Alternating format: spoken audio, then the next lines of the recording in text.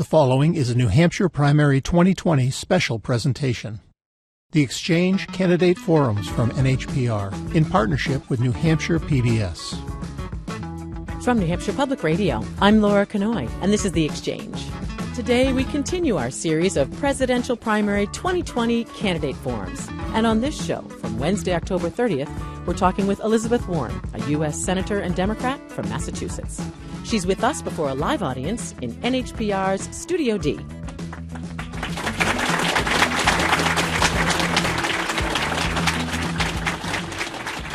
Our questions today will include some of the many we received from listeners, so thank you for your contributions.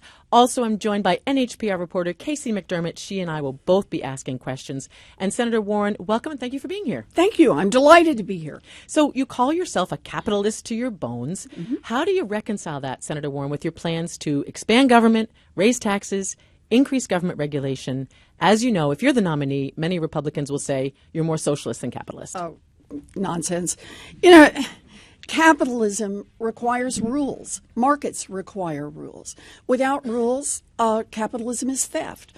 So for me, it's about making sure we have a set of rules so that you really get competition, so that nobody gets cheated, so that everybody has an opportunity. You know, those are the functions of government, is to help keep the system working in a way that opens up more opportunity for small businesses, opens up opportunity for individuals, opens up opportunity so we can have that competition and create all kinds of new things. That's what I believe in. Setting aside the regulatory aspects of your proposals, let's talk about the taxes, Senator Warren. I'd love for you to explain it to me. To pay for ideas like free tuition at State College, universal child care, and others, you would create a new wealth tax of 2% on those with wealth of $50 million and up, and 3% on those with wealth of $1 billion and up. How is this different, Senator Warren, from just raising income taxes on wealthy people? Well, because it's about accumulated wealth. And understand this, we have a few, relatively speaking, great fortunes in this country. About 0.1% of folks in this country have a fortune above $50 million. And you know, something changes when you get a fortune that big.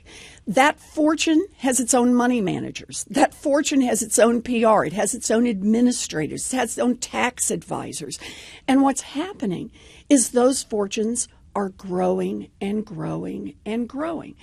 And so what I propose is to say, look, we've been doing a wealth tax forever. Anybody in this room own a home? Yeah. Or grow up in a house, right? That somebody owned the home? Yeah. That you've been paying a wealth tax all those years. They just called it a property tax. What I'm proposing is for the top 0.1%, that is for folks who have more than $50 million in assets, that their property tax include not just the real estate, which is no longer the biggest asset, but that it also includes the stock portfolio, the diamonds, the Rembrandt, and the yacht. You know, that you get all of the property and ask for 2 cents. Your first $50 million is free and clear, but your 50 millionth and first dollar, you got to pitch in 2 cents, and 2 cents for every dollar. So it's kind of like a property tax on, as you said, the yachts and the Rembrandts, right, and the diamonds. And understand this about it. There's a reason behind it. You know, look, you built a great fortune in America. Good for you. You had a great idea. You rode it all the way. You worked late at night. You built a great fortune. That's great. But I guarantee if you built that fortune here in America, you built it at least in part using workers all of us help pay to educate.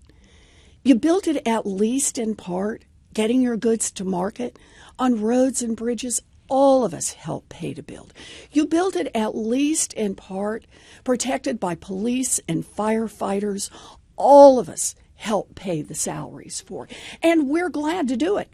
We're Americans. We believe in making these investments together. All we're saying is if you make it big, I mean really big, I mean super duper 0.1% big, pitch in 2 cents so everybody else gets a chance to make it in this country?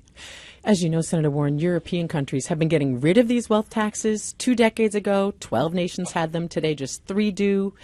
Problems included difficulty assessing the value of assets, people moving assets, an exodus of wealthy individuals and their money from certain countries, and so on and so forth. And in the end, these taxes didn't raise as much revenue as hoped. How confident are you that all the money you anticipate will be available? Well, I'm really confident in the amount of money that we think this will generate because we can learn from doing it badly. So, for example, the wealth tax in several countries went way too deep into the population. This one is about the top 1/10 of 1%. And that has a couple of implications. It means you don't have a lot of middle-class families struggling around with it.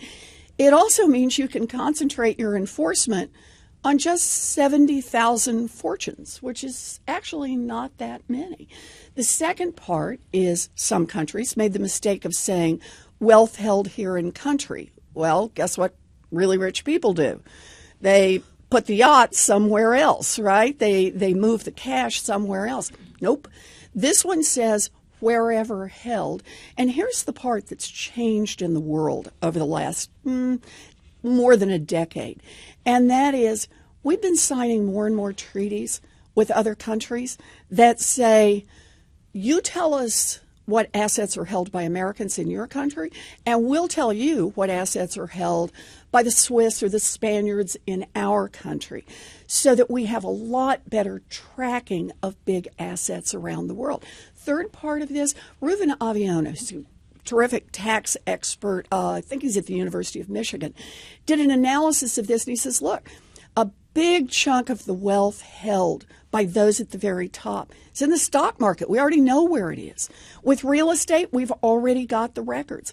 With fine paintings, they've been tracked. In other words, we know where a big chunk of this stuff is already. And built right into the plan is super duper enforcement. No more, you assign 2 IRS agents to try to keep up with the whole thing. Nope. We put it right into the cost, is that you've got IRS agents to track this stuff down, to keep track of it over time.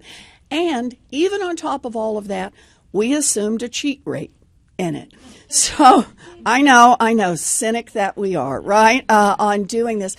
But the whole idea is to have real confidence that the kind of money we're talking about producing really will be there. And I've talked to the tax experts who've been doing this stuff for a long time. I'm confident. So you think that you could do it better than the failed experience of a lot of these European countries? Because I think we can learn from it. We can look at it and say, you know what, that was a bad way to do it.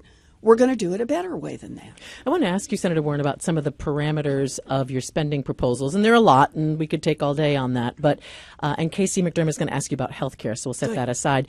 Student debt cancellation caught my attention. I have one child on the way into college and one in college now.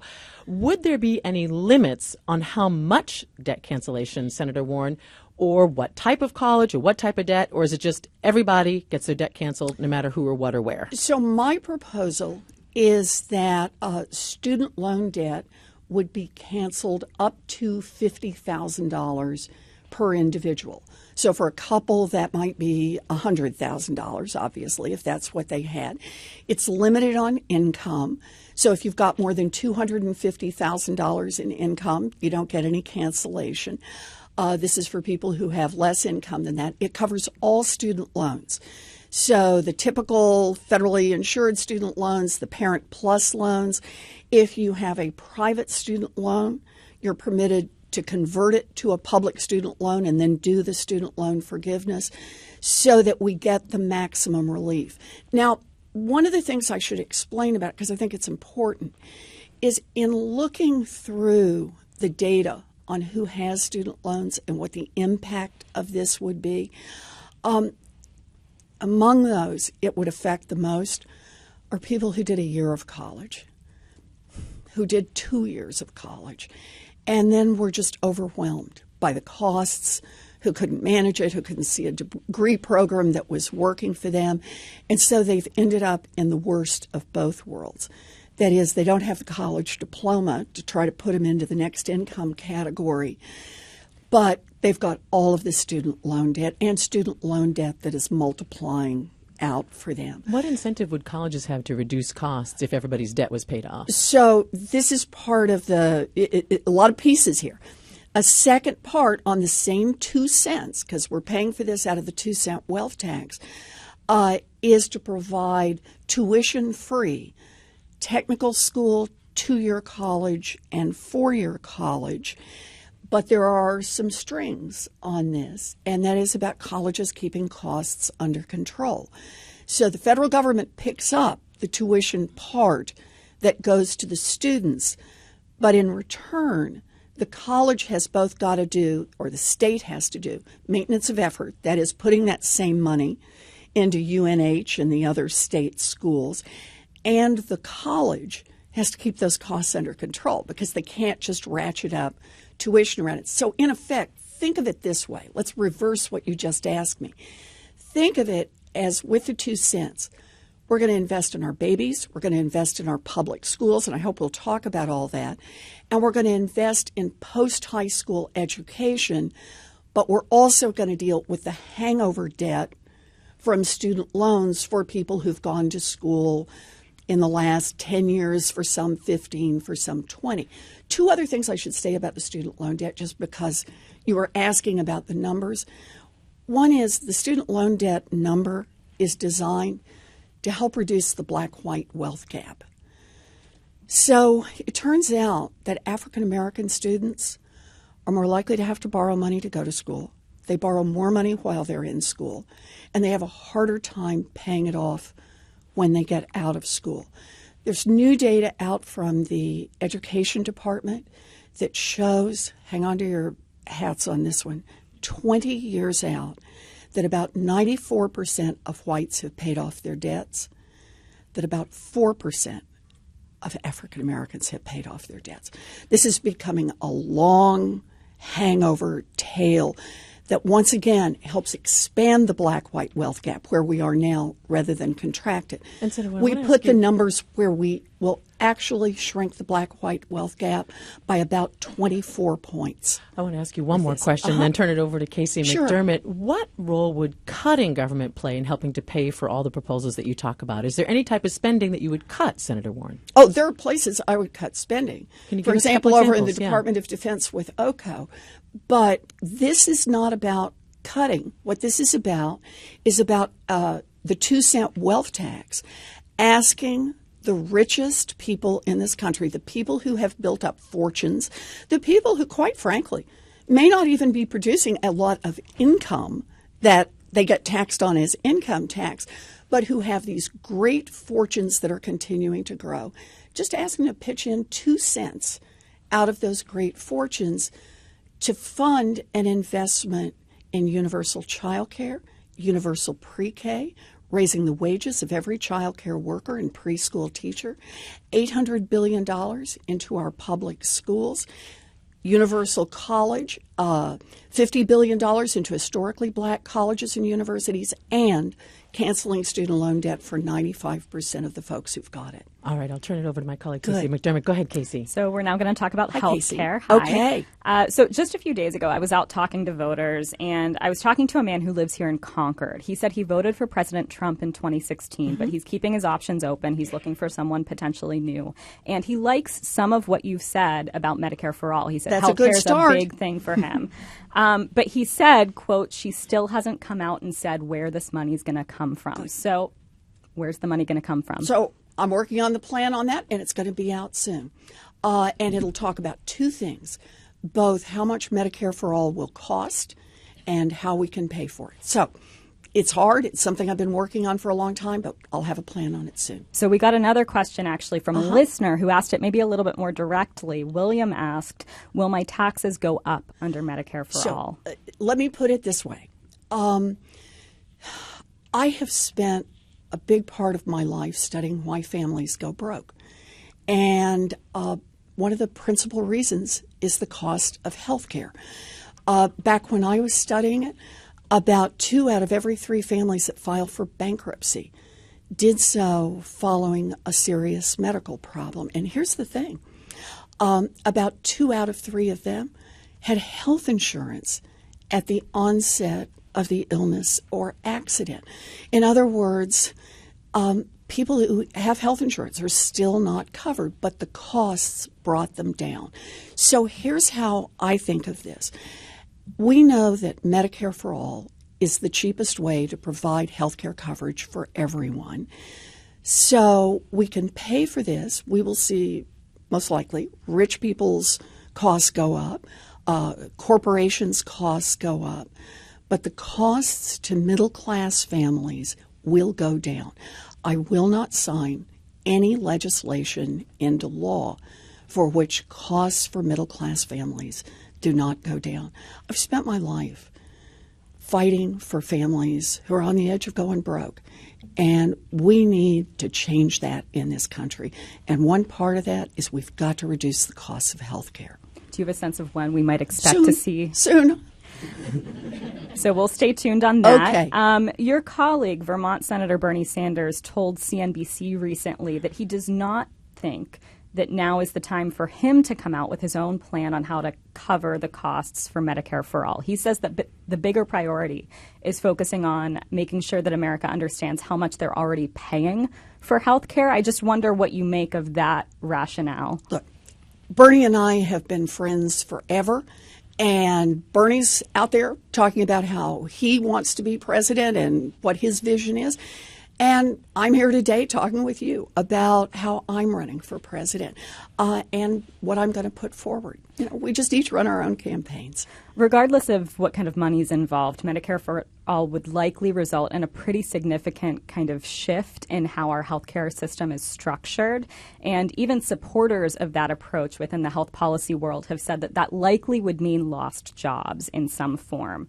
An economist at the University of Massachusetts Amherst told Kaiser Health News earlier this year that that could result in about 2 million jobs lost. He said those would be mostly administrative positions in insurers, doctors' offices. And he said that politicians who want to move toward that system, Medicare for All, have to think about what a, quote, just transition, a fair transition would look like. What would that look like for you? So I agree. I think this is part of the cost issue and should be part of a cost plan. Although do recognize on this what we're talking about, and that is, in effect, how much of our healthcare dollars have not gone to healthcare? How many of those dollars have been pulled out in other directions? You know, think about the for-profit insurance system that lies right at the middle right now of our healthcare delivery system. That system made $23 billion in profits last year, and that's after all of the executive salaries, all of the administrative people, all the fancy glass office buildings they built. And how did they make those profits? Think about it. It's how much they took in premiums and then turned around and said no. And every time they said no, they made another dollar of profits. That's just not a sustainable healthcare system. Coming up, more with Democratic presidential candidate and Massachusetts U.S. Senator Elizabeth Warren. We'll talk about foreign policy, climate change, education, and much more. You're listening to The Exchange on New Hampshire Public Radio.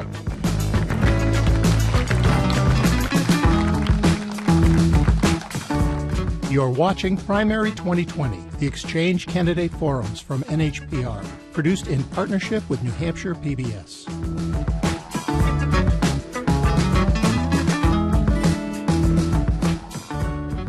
This is The Exchange. I'm Laura Kanoy. Today, it's the latest in our primary 2020 candidate forums. We're talking with Democrat and Massachusetts U.S. Senator Elizabeth Warren. NHPR's Casey McDermott is also with me. And Casey, I know you had one more healthcare question for Senator Warren. Yes, we do. And your website, your campaign speeches go into detail on a number of health policy areas, but not as much when it comes to mental health, which is a big issue here locally and across the country. You do say we have to prioritize affordable, high-quality mental health services. You say your Behavioral Health Coverage Transparency Act would hold insurers accountable for providing adequate benefits. But here in New Hampshire and a lot of other parts of the country, the problem isn't just insurance, it's finding someone who can provide that treatment. Just to put it into further perspective, according to our local chapter of the National Alliance on Mental Illness, just yesterday there were 42 adults and 5 kids waiting in ERs across New Hampshire because they didn't have access to the kind of treatment they need. What would you do about that? So let me make a pitch here for Medicare for All. And that is that it's about universal coverage. And when I talk about universal coverage, it's not simply that every human being gets covered here. It's they also get covered for the full range of healthcare services. And that means both mental and physical health. You know, it's long been the law that there's supposed to be parity in terms of coverage between mental health and physical health. But that simply hasn't happened. The whole idea behind Medicare for All is if providers know that everyone who comes in and everyone who needs it will be fully covered and fully paid for, then more people can move in, more people can open clinics and know that they can make them work economically. I worry a lot about where we are right now with mental health coverage, obviously for adults. I also worry about it for children. And so a part of what I think about is the intersection between making sure we have mental health coverage in our healthcare plans, but also that we're getting the right kind of access in our education plans. The schools are called on to deal with children, to try to help children. Sometimes you have very serious problems, and they need real help to be able to do that. So I think when we're talking about building out, I talk about the wealth tax and the importance of putting more money into our public schools. We didn't get to talk about that as much, but $800 billion into our public schools. Letting more of our schools be community schools, wraparound services with our schools. Think about how transformative it would be if families didn't have to worry about health care coverage and those who are providing those services knew they'd be covered. And at the same time, our public schools had more federal dollars put into them as well. And we're definitely going to be able to help take care of our kids. Good. I'm glad that's the case. Big issue here in New Hampshire. Good. But I want to pivot first, Senator Warren, to foreign policy. Yes. After the death of the Islamic State leader in a raid by U.S. forces, I'm sure you were watching that, the Pentagon says there may be more operations targeting other ISIS leaders, and defense leaders tell us there are still many thousands of ISIS forces in the region. What would a Warren administration's broad overall policy be toward ISIS and other potential terrorist groups? Look, I have confidence in our intelligence community, in our special forces, to locate terrorists and to continue to take them out when necessary. We should be working with our allies to do that. The United States is not the only country interested in beating back the impact of terrorism. What I don't believe is that we should continue to fight endless wars that don't help us here. You know, we're now in our 18th year in Afghanistan. I was on the ground in Afghanistan with Senator McCain in what I think was his last overseas trip a couple of years ago. I talked with Afghan leaders. I talked with our own military leaders. I talked with civilians. And here we were at that point, 16 years in. And what was happening? We weren't winning a war. We had our forces, combined with the Afghan government's forces, controlled less than 60% of the land. The opium trade had expanded. So the border between Pakistan and Afghanistan was a mess.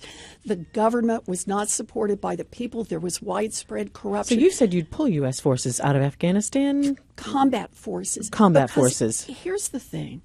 Our military is the best on earth. All 3 of my brothers served in the military. They will do anything we ask them to do.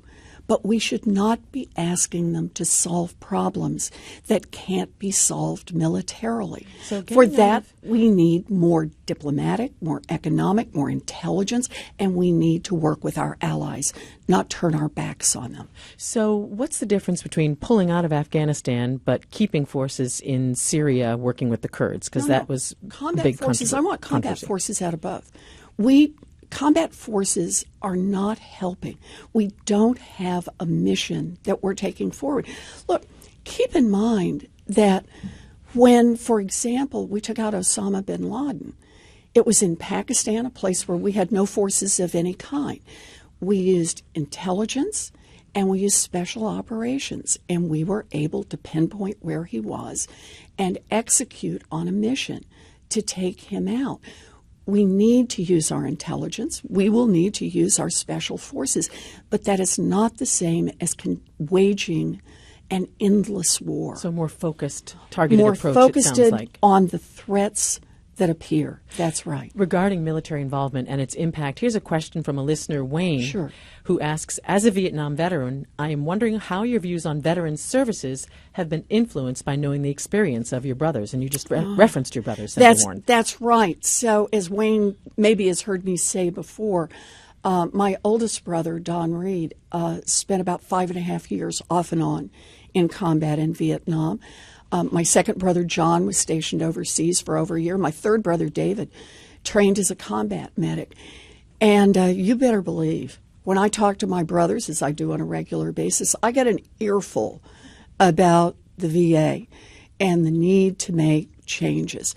Part of it is we need to make sure there are adequate resources. You know, I visit VA hospitals that were built more than half a century ago, hallways that are too narrow to get the equipment down, operating rooms that are too small to hold the kind of high-tech equipment that's available today to keep people alive during delicate surgery. We need better facilities. We also need to make sure there are adequate both physical health and mental health resources for our vets. But that takes commitment from the federal government. It takes acknowledging that the costs of war are more than just sending over tanks, that the costs of war are the long-term costs of honoring our promises to our vets. This one for me is personal. I will make sure we have the money in this. I'm glad he submitted it. And we have been folding in questions from our listeners throughout this series of primary 2020 candidate interviews. So thank you again, Wayne, for contributing. One more foreign policy question, Senator Warren, and then I do want to turn it back to Casey. Since President Trump withdrew the U.S. from the Iran nuclear agreement, Iran has taken several major steps away from the original deal, has made some threatening gestures in the region. If you were president, what would your broad approach be toward Iran? Well, I would go back to negotiating a deal with Iran. I think it was incredibly foolish of the president to withdraw from that deal. I cannot see how it has improved anything. Iran has become more belligerent. Iran has moved closer to the development of a nuclear weapon that has created more instability in the region. I would have stuck with the deal to begin with. Now what we've got to do, we will be where we will be come January of 2021. But I think it is important to work with our allies. That's how we got the Iran deal to begin with. We got our allies to all agree we're going to put economic pressure on Iran. That's how we got them to the negotiating table. We got a good deal negotiated with Iran. And then to not only to pull out of the deal, as President Trump did, but to do it in defiance of all of our allies who had worked with us and who had said the deal is working. Return to the table, basically. Yeah, would it's be get the back to the policy table with Iran. and strengthen the hands of the folks in Iran who want to try to build a more stable country, who want to be a force for stability in the region, instead of strengthening the hand of the extremists in Iran, which is what Donald Trump has done. Let me turn it back to you, Casey. Sure. So this is an issue that kind of bridges both foreign and domestic policy, voting and elections.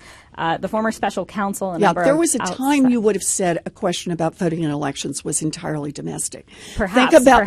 Indeed. Think about what it means that we now think of this as a national security issue and a foreign policy issue. So on that note, your election reform plan addresses this in some way. You say the federal government will manage the cybersecurity aspects of elections and develop additional security procedures for election administration and end-to-end handling of ballots. But some cybersecurity experts say that the decentralization of U.S. elections, in other words, that they're run at the local and state level, is actually a strength. So how would you balance that? Look, I believe in getting the best advice you can and the best technical advice. But I have to say, anyone who wants to defend the current system, man, I am just not there. There are current systems that are running on outmoded cyber protection, that are running on outmoded systems. And the fact that there are 50 of them doesn't help us a lot, because what we know is the Russians and others have the patience to go to all 50 of them and try to attack them. And without the kind of expertise and resources for the expertise that we can provide at the federal level, that means the states are individually vulnerable. There'll be some states that'll spend enough money to protect themselves, but what about the ones that don't? And when will we discover it? When it's way too late? So how do you guard against a situation where perhaps all states are using the same kind of back-end systems for their, voting, elections, other kind of infrastructure, and someone figures out how to get into that, and then it's game over? Except it's not game over. Let me just do the other part of that, and that is, for me, the importance of truing the vote with paper ballots. I'm all for electronically counting them because it moves faster. I get it. But there has to be a way to be able to go back and say, if there's a problem, how do we know how the people of New Hampshire voted? And that's what a paper ballot does for you.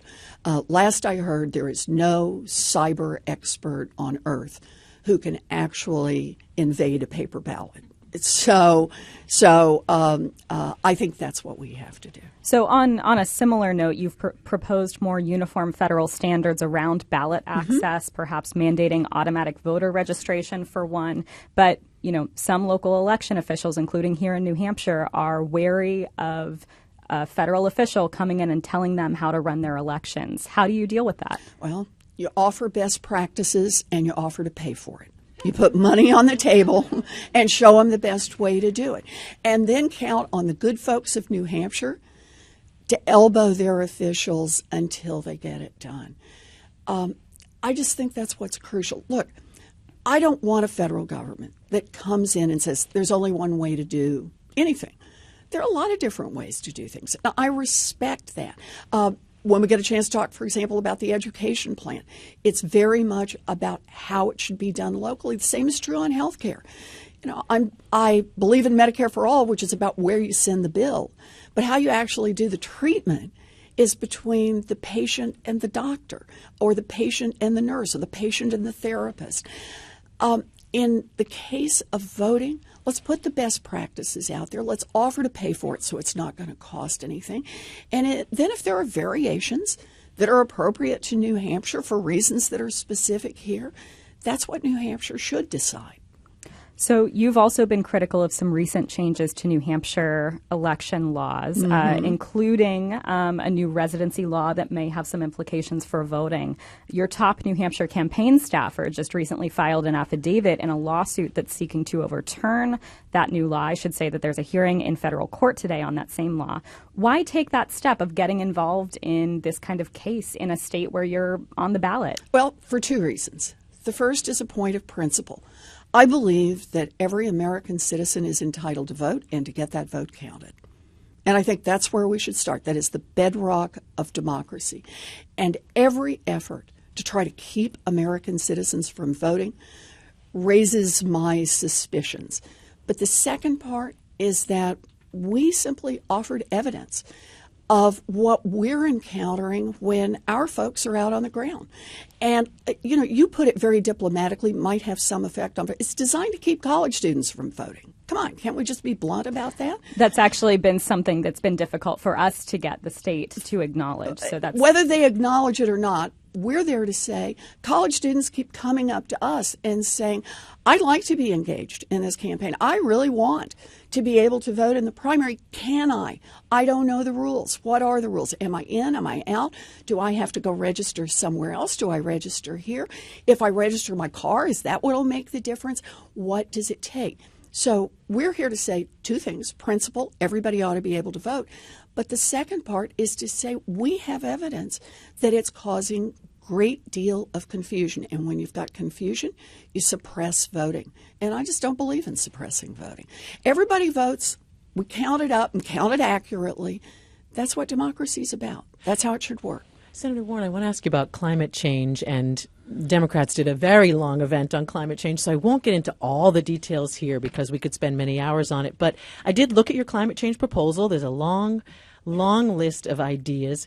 Two that I'd like to specifically ask you about. One is a carbon tax, Senator Warren. Is that part of your climate plan? Sure, I'm open to this, although I want to be clear. It's just not going to be enough. I don't think that's – if we'd done that 25 years ago, we'd be in a very different position.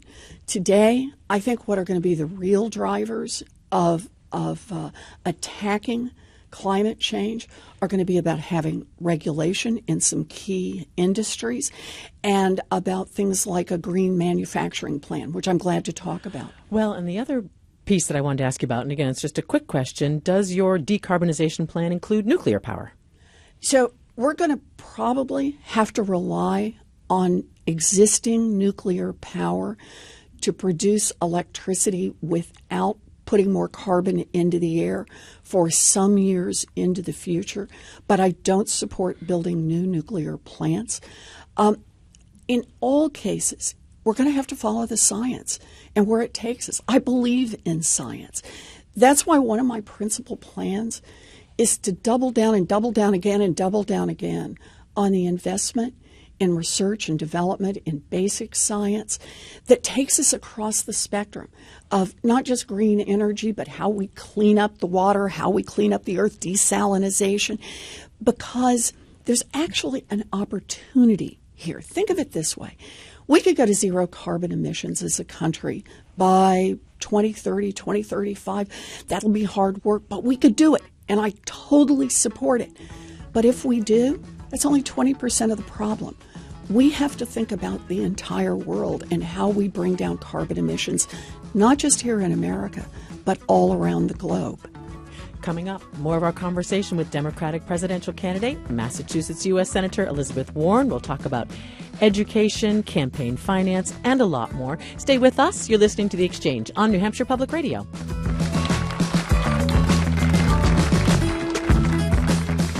You're watching Primary 2020, the Exchange Candidate Forums from NHPR, produced in partnership with New Hampshire PBS.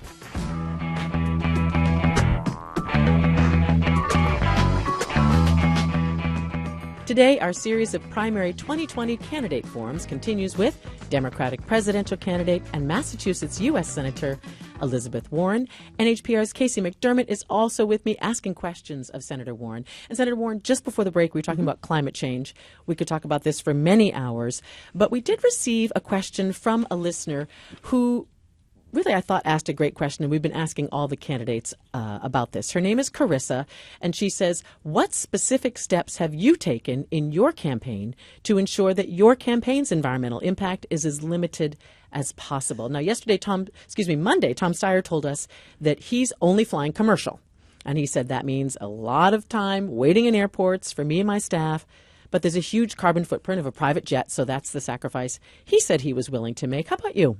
So I've mostly been flying commercial, but we've been trying to look at other ways that we can reduce our carbon footprint. And it's everything from the kind of car we drive and down to do we purchase offsets? Can we make that work as a way to try to reduce the footprint? You know, one of the things that's been so interesting to me in the whole area of climate has been the good ideas that have come from lots of different campaigns.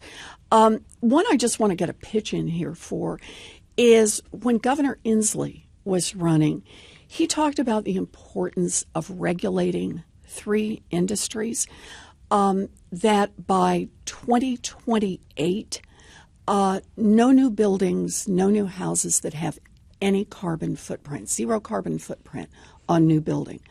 By 2030, all newly built cars and trucks, 0 carbon footprint. And by 2035, all electric production, 0 carbon footprint. We do those 3 things. We cut carbon emissions in our country by 70%. Think about that. 3 things, 70% reduction. Now, we still got to work on the other 30%. Including That's not all the old buildings here in New Hampshire. We got to work on the 30%. But think about how the willingness to step up and use some regulation in this area could make a huge difference. So I've been working with Governor Inslee on that. That's part of now my plan. But it's part of saying when you can find good ideas, especially on climate change, let's pick them up, because this is not going to be one thing or another thing. It's going to be an all of the above. Go ahead, Casey. Sure. So we're going to turn back to education, which I know you alluded to previously, and specifically education funding, which is just a perennial issue in New Hampshire. We've been engaged in court battles, legislative debates over it for decades. According to Vox, you are aiming to turn federal money into a carrot to get states to invest more of their own money. States that adopt progressive funding formulas and keep their promises for allocating that money consistently would get additional Title I money under your plan. But as we mentioned, you know, that's been tough to get New Hampshire officials to buy into. How would you deal with a situation if New Hampshire would not step up the additional funding that would be necessary? What would that mean for New Hampshire students? So let me describe this slightly differently. No one's going to lose any funding under this plan. But from that 2-cent wealth tax that we talked about back at the top of the hour, we've got about $800 billion that we can put directly into our public schools.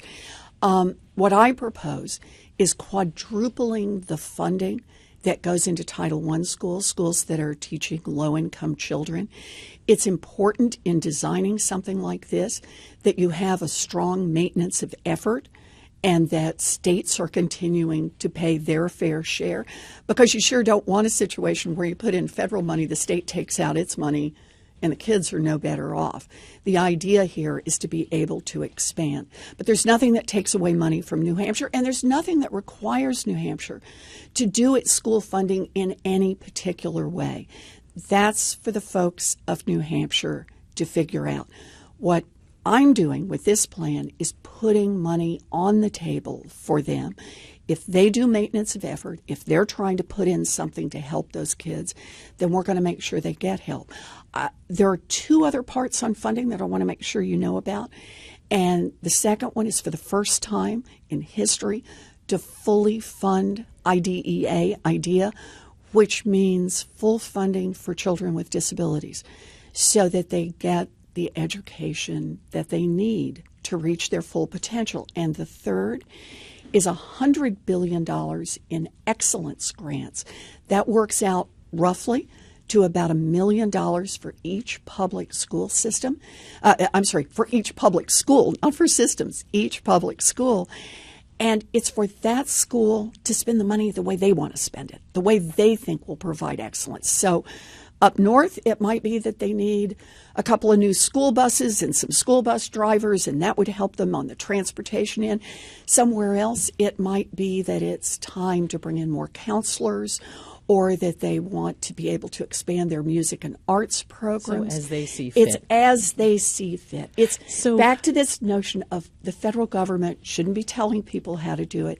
It's about being a good partner when our local schools are doing their best. Senator Warren, speaking of money, I wanted to ask you about some of your own fundraising. You say you're 100% grassroots funded in this presidential campaign, most of the money coming from donors giving $200 or less.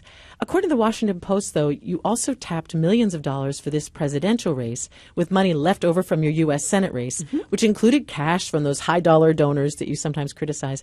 Why is it okay to use those monies to get this presidential bid off the ground and then swear off that kind of money for the rest of the campaign? So, look, when I was up for re-election in 2018, I raised $20 million through grassroots donations. And I then gave away or directly raised about $11 million for other Democrats around the country. I gave contributions to every single Democratic Party.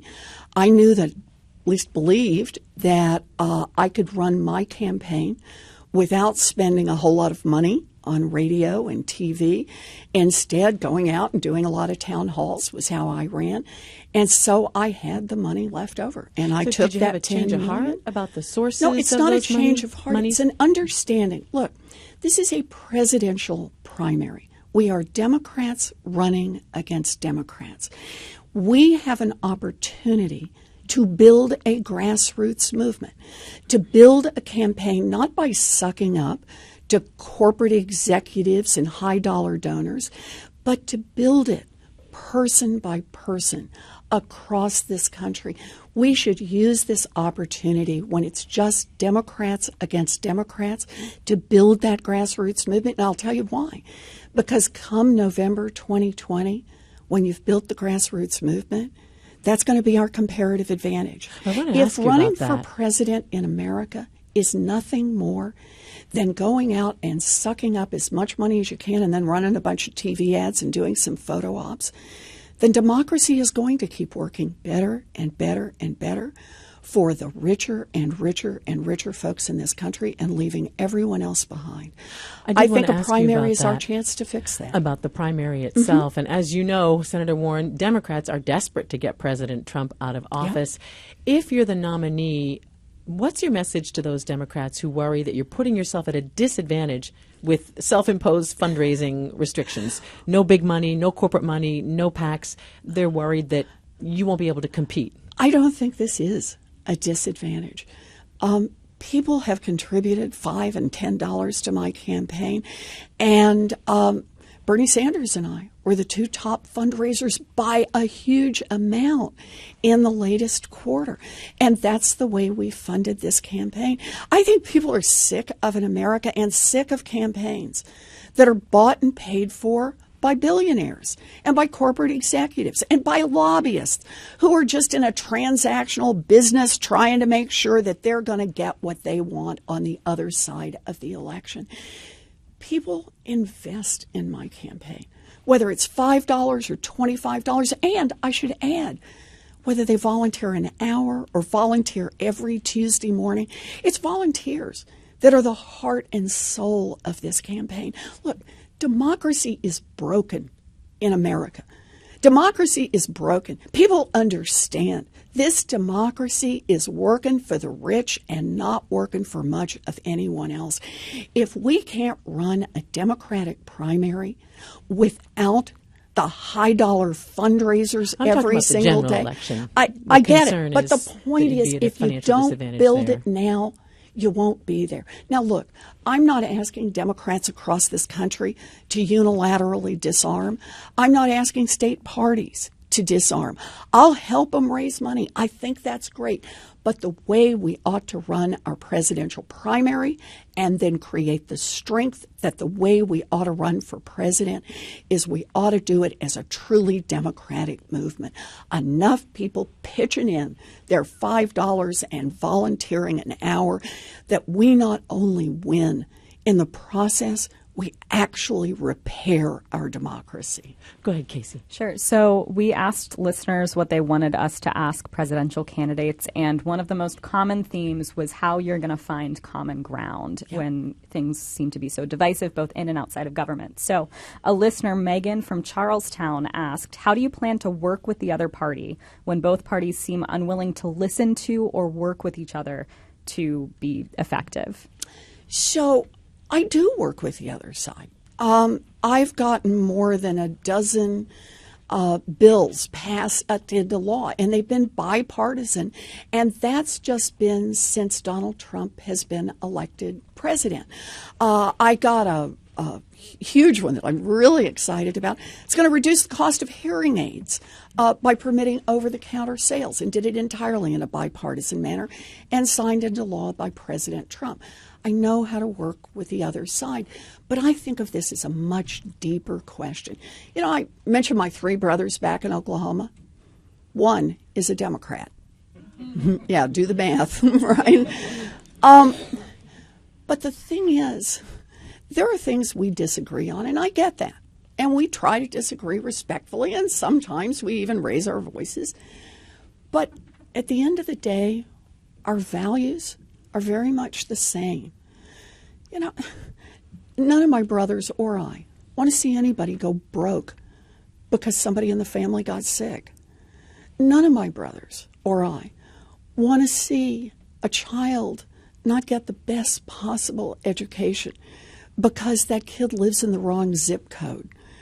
None of us want to see an America where we can't hold our heads up overseas, where we're seen as the country that turns our backs on our allies and cuts and runs instead of supporting the people who fought alongside us. When we talk about those core principles about who we want to be as a country and the kind of investment we want to make in the future, a future that doesn't just work for the rich, but a future that works for everyone, I think there is a lot of common ground. You know, I'm somebody who has a basic moral guiding principle. There's value in each and every human being. We find that value, we work together, we build a future.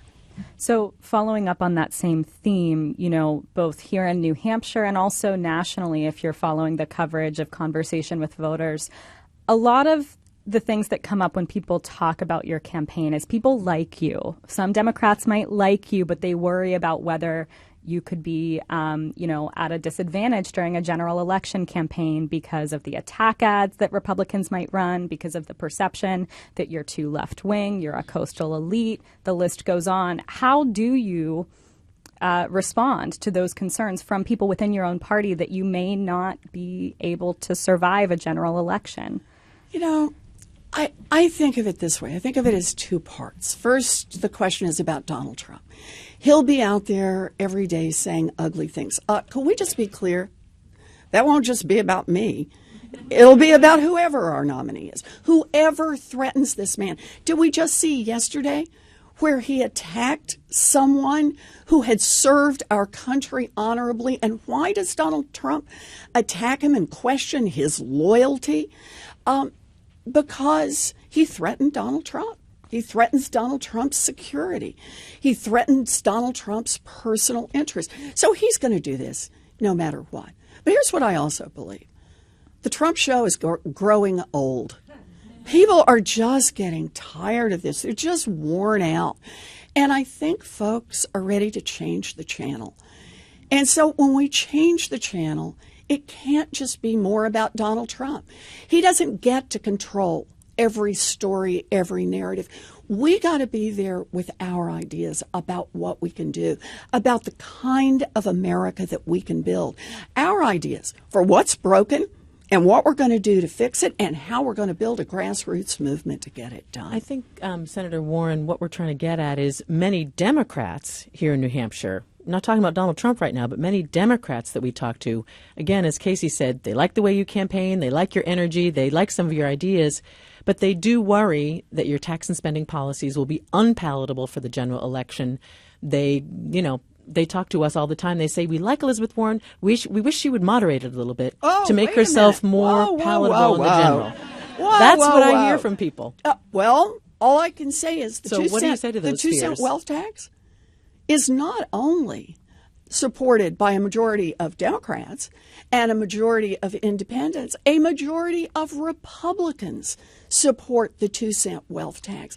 Look, the idea that this country is working great for the rich and the powerful and not for anybody else, working great for giant drug companies, but not for people who are trying to get a prescription filled, working great for oil companies that want to drill everywhere, but not for the rest of us who see climate change bearing down upon us. It's not just Democrats who see that. It's Democrats and Republicans who see it. I think trying to define things in terms of the old left, right, sure, that's what some of the Republicans want to do. That's what Donald Trump will do if he thinks it'll work, if he thinks anybody's still listening. But the key is to think of the world in terms of how people are living it. People who are trying to get a prescription filled, people who see the high cost of housing, people who are getting crushed by medical bills and student loans. And 2020, we got a chance to change that. Senator Warren, there's a lot more we could have talked about. Here's a last easy question for you. How many hours of sleep do you get a night? Oh, I get a good 7 to 8, sometimes 8.5. Okay. I sleep. Now, I do my exercise and I sleep. I'm taking care of myself because I'm going to be in this fight all the way.